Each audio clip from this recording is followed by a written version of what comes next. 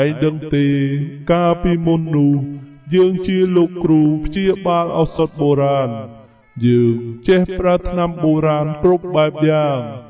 យើងបានជួយអ្នកជំងឺជាច្រើនអ្នកពេលនោះយើងល្បីពូកែខ្លាំងណាស់ប៉ុន្តែអ្នកទាំងនោះបែរជាច្រណែនឈ្នានីសយើងចោទយើងថាជាធ្មប់ចេះអំពើព្យាបាលពួកគេហើយអ្នកភូមិក៏បាននាំគ្នាមកសម្លាប់យើងធ្វើឲ្យយើងស្លាប់យ៉ាងវេទនាណាស់យើងជាមនុស្សធម្មតាមិនមែនជាធ្មប់ទេពេលនេះវិញ្ញាណរបស់យើងបានភ្ញាក់ឡើងហើយយើងត្រូវតែដាក់បណ្ដាសាកុំតិចភូមិនេះឲ្យវិនាសឲ្យសមនឹងទង្វើរបស់អ្នកភូមិទាំងនោះបានធ្វើដាក់មកលើយើងខ្ញុំស្ដាប់ហើយពិតជាឈឺចាប់ជំនួសលោកខ្លាំងណាស់ប៉ុន្តែមនុស្សជំនាន់នោះពួកគេបានស្លាប់អស់ទៅហើយគ្មានអ្នកណានៅរស់ឡើយមានតែកូនចៅពួកគេដែលរស់បន្តជំនាន់ប៉ុណ្ណោះពេលនេះខ្ញុំសូមតំណាងឲ្យអ្នកភូមិជំនាន់នោះសូមទោសដល់វិញ្ញាណក្ខន្ធរបស់លោកហើយខ្ញុំសន្យាថានឹងយករឿងរបស់លោក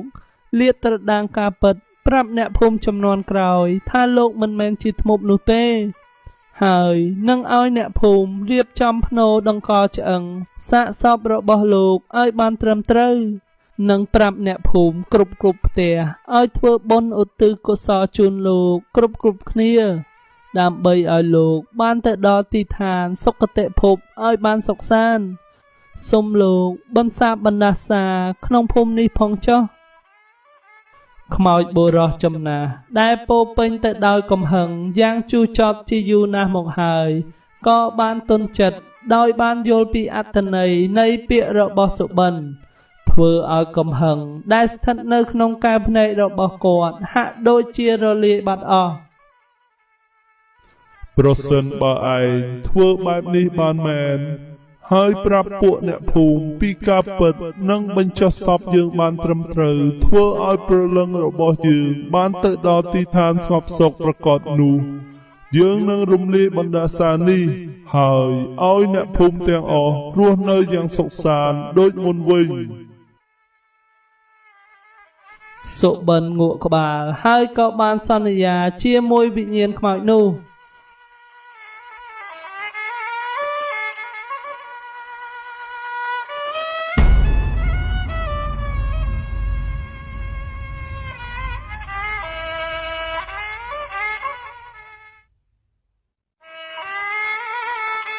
គាត់បានមកជួបអ្នកភូមិជាច្រើនអ្នកហើយបានលាតត្រដាងប្រាប់ការពិតពីប្រវត្តិនៃការស្លាប់របស់ខ្មោចបុរសចំណាស់យ៉ាងអយុត្តិធម៌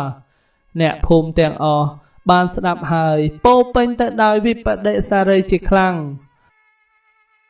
ហើយក៏បាននាំគ្នាកោះកកាយរៀបចំភ្នូរឆ្អឹងសាកសពរបស់បុរសចំណាស់នោះធ្វើចេតិយឆ្លាក់ពាក្យសុំអភ័យទោសដល់សពបុរសចំណាស់ពីកំហុសដែលខ្វះការវិចារណារបស់អ្នកភូមិចំនួននោះ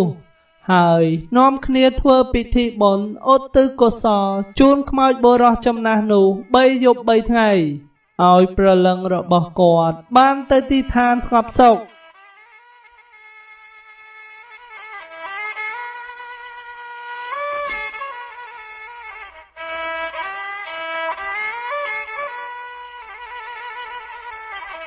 ចាប់ពីថ្ងៃនោះមកភូមិច្រោកច្រាកក៏បានវិលមករកសភាពដូចដើមឌីណាក៏បានជាសះស្បើយពីជំងឺអ្នកភូមិក៏វិលមករស់នៅប្រកបទៅដោយភាពរីករាយអ្នកភូមិទាំងអស់បានចងចាំពីកំហុសដ៏ធំដែលអ្នកជំនាន់មុនបានប្រព្រឹត្តខុសនិងប្រាប់កូនចៅតគ្នាថាមុននឹងត្រូវធ្វើអ្វីត្រូវគិតឲ្យបានច្បាស់មិនត្រូវធ្វើអ្វីដោយខ្វះការពិចារណានោះឡើយ